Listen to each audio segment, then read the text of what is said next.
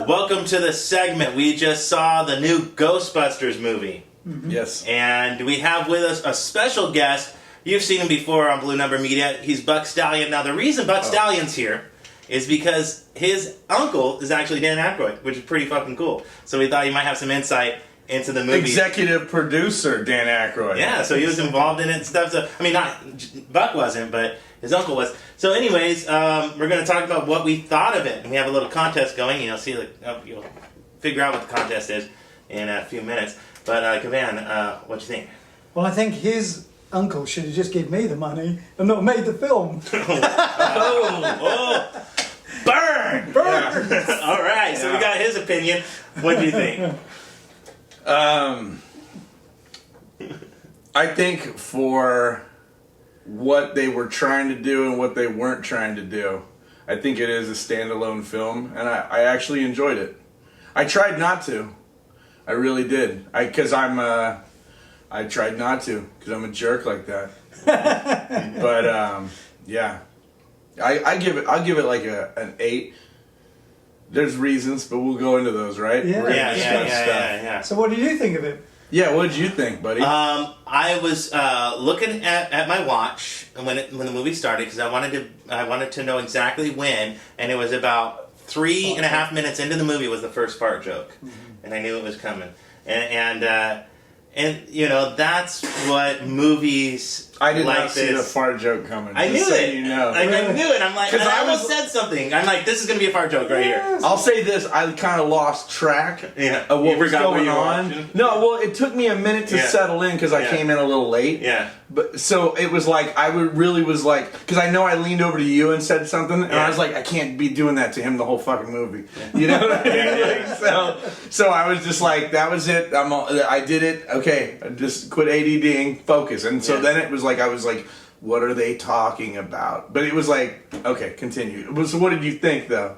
I thought it was the fart joke pissed you off. Yeah, I didn't. Grumpy old man. My biggest issue with this movie is going to be the way that they communicate with each other, and it's in no way reflects reality whatsoever.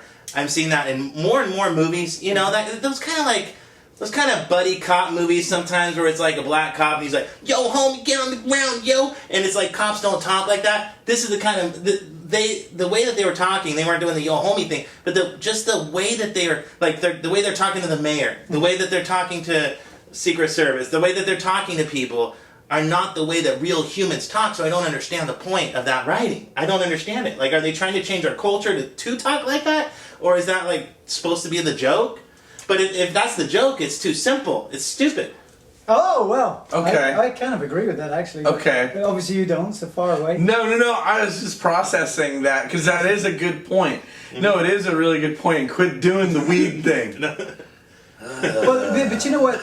You're right. So many of the like little kid jokes, like something you would have seen in. But it was an adult doing it. I know.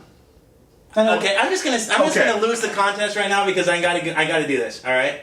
So the contest was to see how long we can go without talking. So I have to take a drink, and he goes, "Oh, the original." That's what we're doing. That's your punishment. We're all gonna drink. Oh no.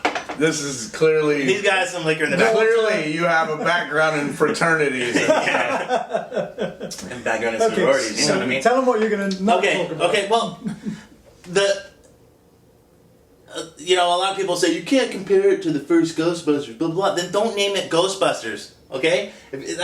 Why take... Okay, but have you ever seen Creature from the Black Lagoon? Yeah, but... Okay. If we did Creature from the Black Lagoon now, it's been 50 years. But they missed the entire point. Would we be using the same fucking stupid flipper suit? But they missed the entire point of Ghostbusters. The entire point of what made Ghostbusters good was not the ghosts. It was the real human interactions. It was. No. Oh yes. Okay, you want to compare apples and oranges now? The comedy was these guys acting how they seemed to really act. I mean, as real people. I mean, it was like Bill Murray being himself. No, Bill Murray didn't know what the hell was going on during the filming of it. No, do you know the deal with Bill Murray though in that movie?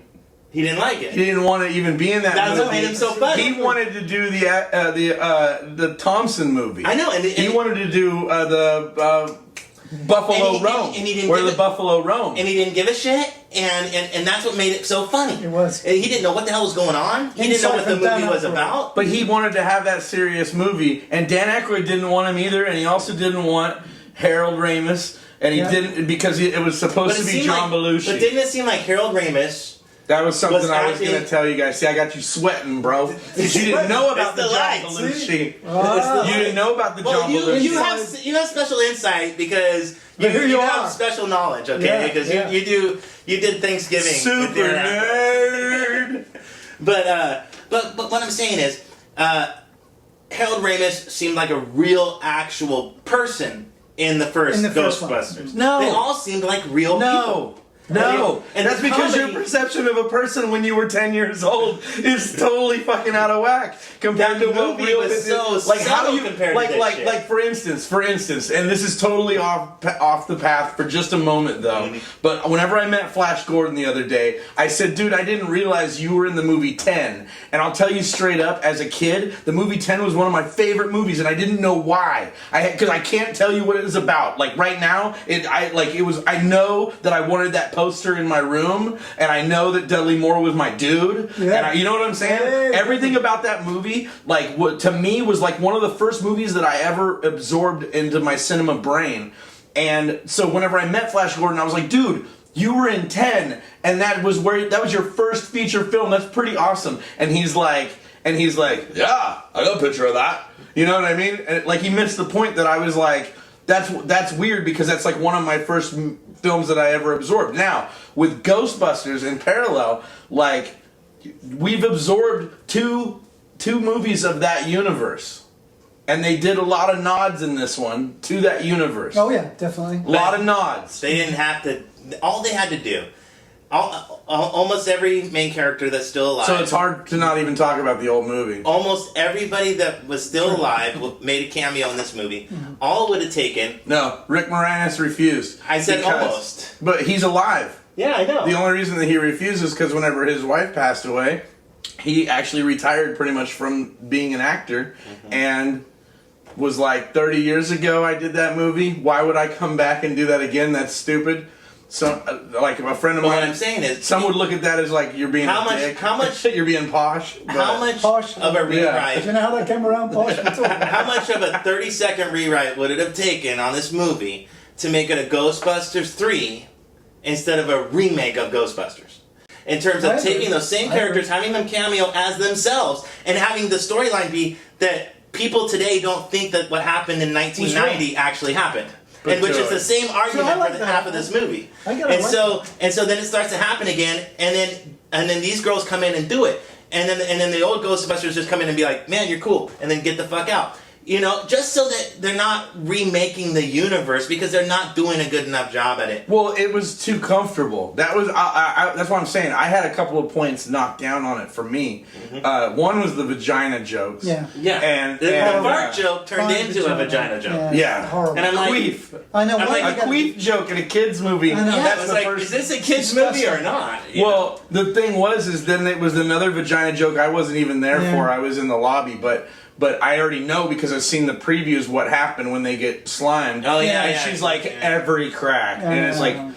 But I will say this: after about 30 minutes of being annoyed by everybody's personality and dialogue, like you were, once I embraced it as this is just how it's gonna be. These are the people I gotta fucks with right now. You know what I'm saying? Like, it's not gonna get any better. More of a cartoon though. It's like they were playing cartoon characters. McCarthy drives me nuts. Okay, yeah. I like but I get it. Yeah. Like, you know what? I hated on Jim Carrey. I hated on Will Ferrell whenever they first came out. Whatever her name is, McCarthy. Melissa McCarthy. Jenny McCarthy. Jenny, fuck her too. I've worked with Jenny. I love you, Jenny. But yeah, McCarthy. She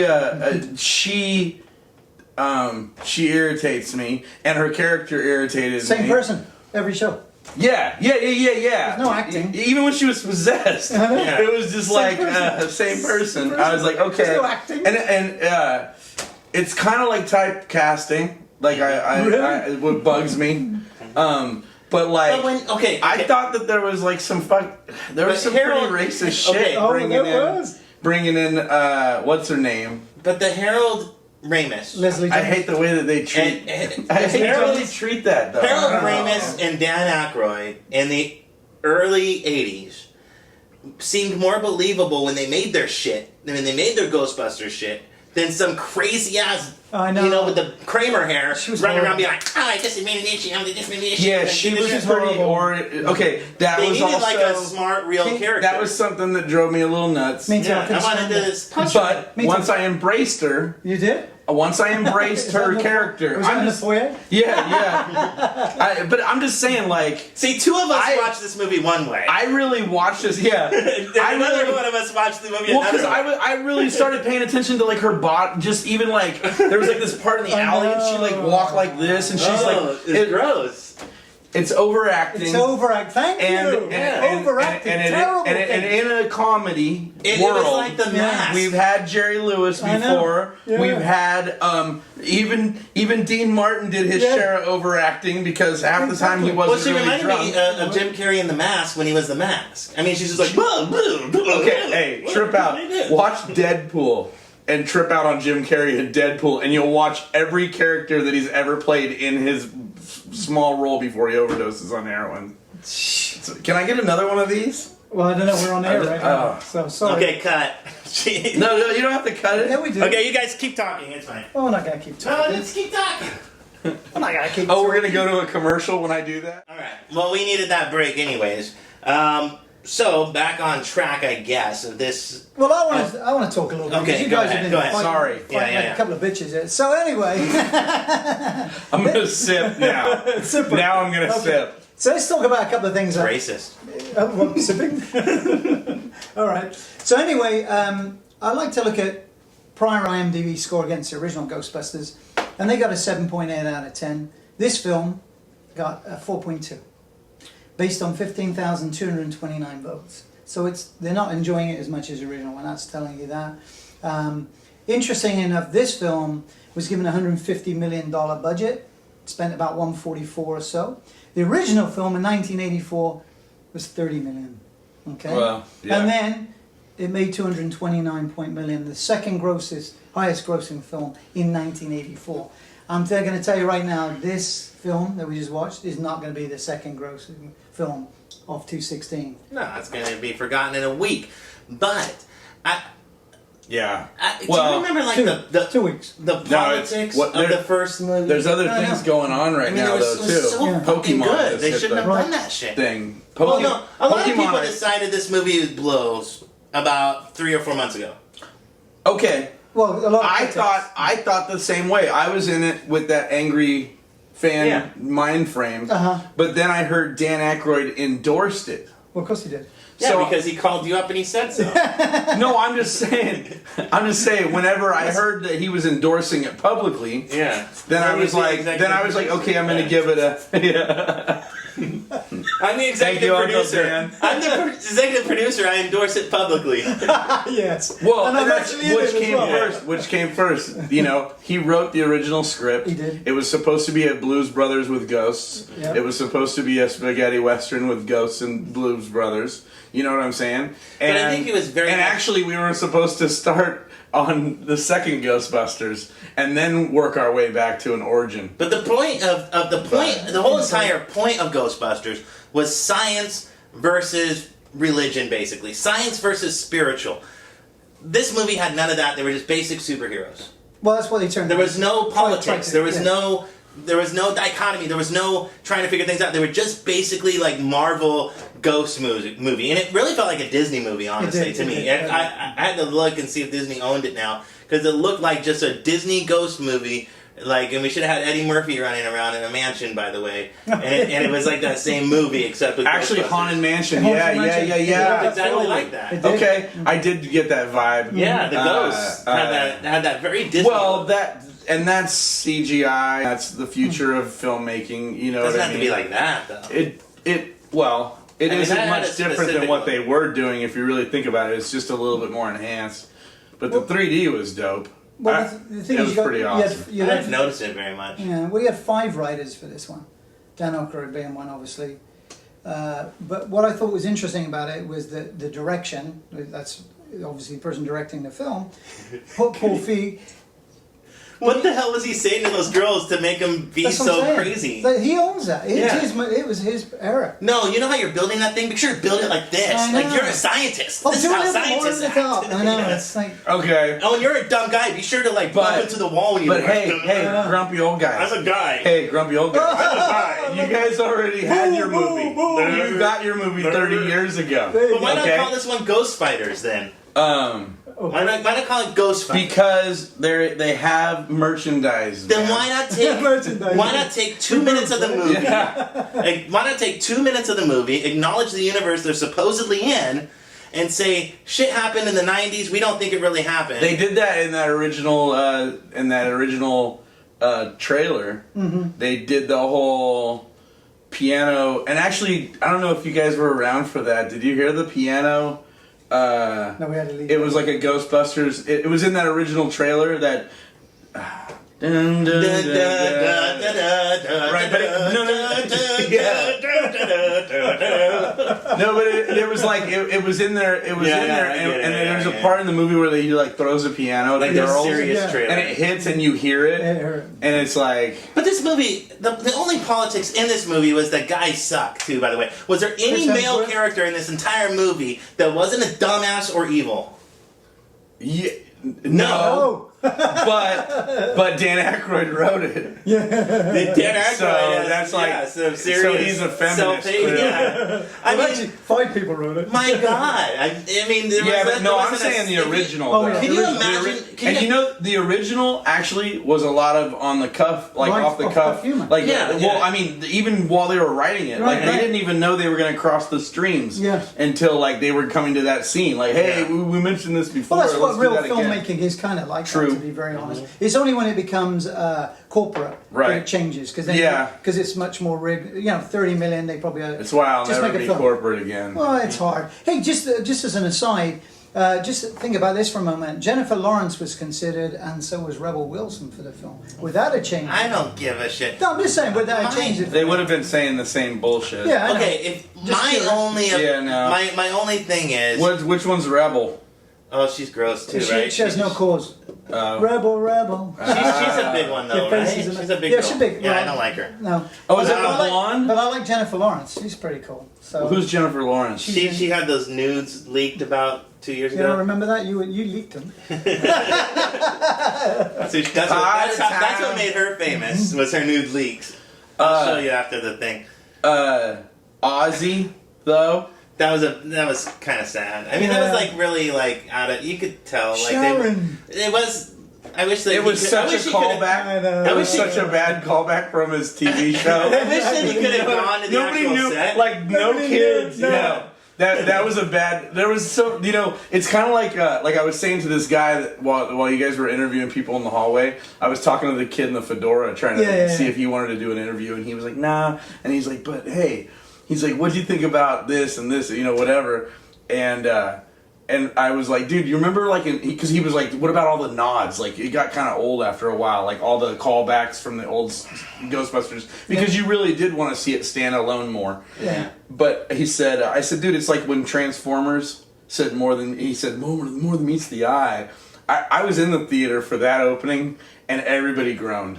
And you know what I mean? Everybody groaned. Well, that's It's what I don't understand. Why not just say it's been 26 years since the last Ghostbusters movie. Why not just say that it's 26 years later, and now there's a new generation of people?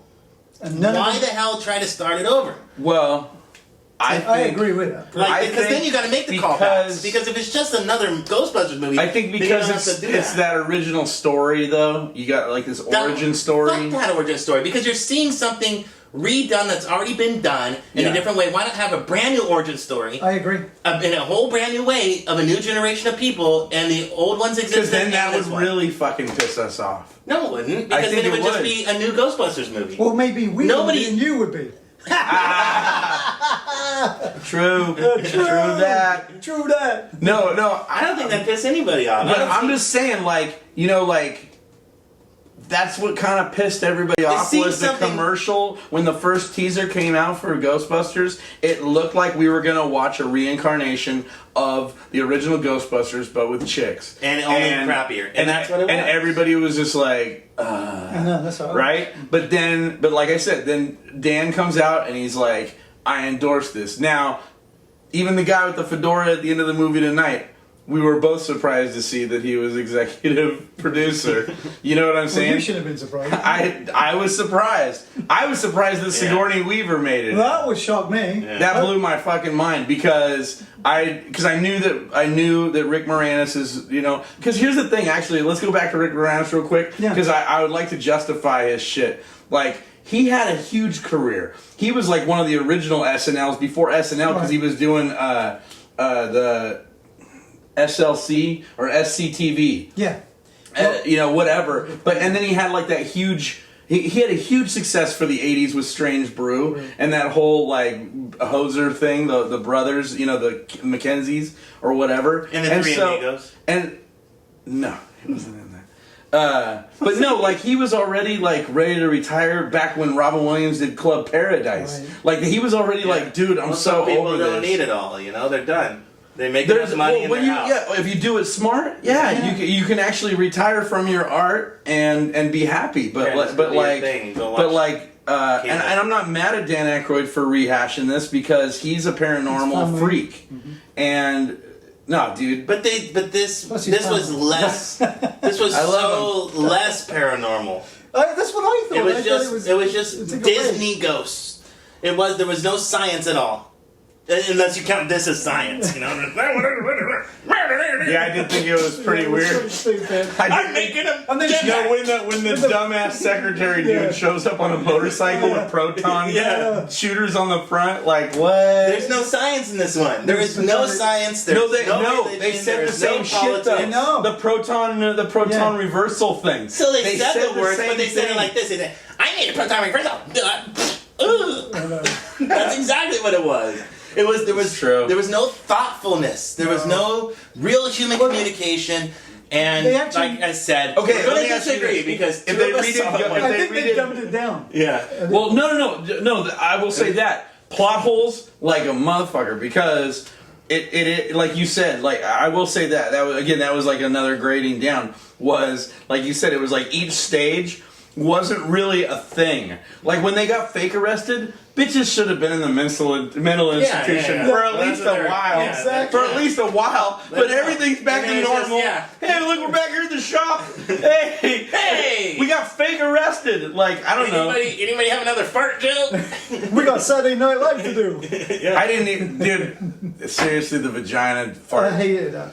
It wasn't even like subtle because there was a lot of adult. Maybe it's because I have a daughter and a mom. Right? No, you don't have a daughter. I do, but that's why I was feeling the same way. He doesn't have a daughter. I have a daughter. Oh yeah, you do. I forgot you got a daughter. But the jokes were so much smarter in the original series, and there were very, very adult jokes. But you could sit there. But that's Bill Murray freestyle. Yeah, but when I watched those movies when I was a kid. I didn't get that he was getting a blowjob. I didn't get like these other jokes. You know, they were a little bit highbrow. That blowjob scene was hard to take. I didn't get it for years. But in this movie, they're like, or you farted out your vagina. You know, it's like what? Yeah, I hate that stuff. I don't know. I think we should wrap it up though. We're getting we're beating on it too. What? Yeah. Hollywood's sending a hitman. What, are we mad? Well, you know, this movie is like. If you invented a Rolex, right, and you really like Rolex, this is like somebody just making a fake Rolex instead of making a nice new brand. Like, why not just make an Omega? Why you have to make a Rolex? You know what I mean? Scene to scene, there was no repercussions of anything. No. Like, how about when the monster came out and just was stomping on shit? Exactly. And they're like, run! And then, like, the building puts itself back together. Shit didn't put itself back together ever. And exactly, you just called it a monster because it was a stupid-ass, dumb-ass monster movie with superheroes. It wasn't a ghost movie. But there's always a boss. There was Marshmallow. There was the Stay Puft Marshmallow. I know, but think about how fucking insane that is. That it was a Stay Puft Marshmallow Man. That's fucking insane. And they brought him back as a blow-up balloon. I know, but that's retarded. Like, they didn't come up with anything cool in this movie. When they came, if they wanted to them being smushed was kind of funny. If they should have came up with like a new thing though. It was funny. When she's like, "Hey guys, against. I knew I was gonna die this way. Oh, yeah. Come on. That was a bit But the Stay Puft Marshmallow Man was but that's what I'm saying. genius. Hey, it was genius when it happened. Here, I'm gonna straight up. Because everybody was expecting a monster, and it's a Are marshmallow you man. watching when you watch this movie? Are you watching it like it's a goddamn documentary? No. Or are you watching it like it's Monty Python, bro? The first one was so much better than Monty Python, even. But Monty Python is fucking ridiculous. Nothing makes sense. No, and it's all comedy slapstick. Ghostbusters made sense. That's what was funny about it. It used to. Yeah. But guess what? We got a dumbass fucking generation. That's what I'm talking about, right? So we all agree. We all agree. I embrace the idiocracy, dude. Yeah, it's because you have help, but some of us don't. Well, vote for Trump. Eat your gummy worms. Yeah. But anyways, so I think we'll wrap it up. But anyways, thanks for watching, and thanks for coming on, and tell Dan I said hi. Yeah. Dan appreciates every hello he gets from his fans. Yeah, I want to get an autograph one of these days too. You need $50. Next time you go to Thanksgiving. $50, he'll sign anything. Let's do it. Cheers. All right, guys. All right. Thank you. Prost. You're a misogynist.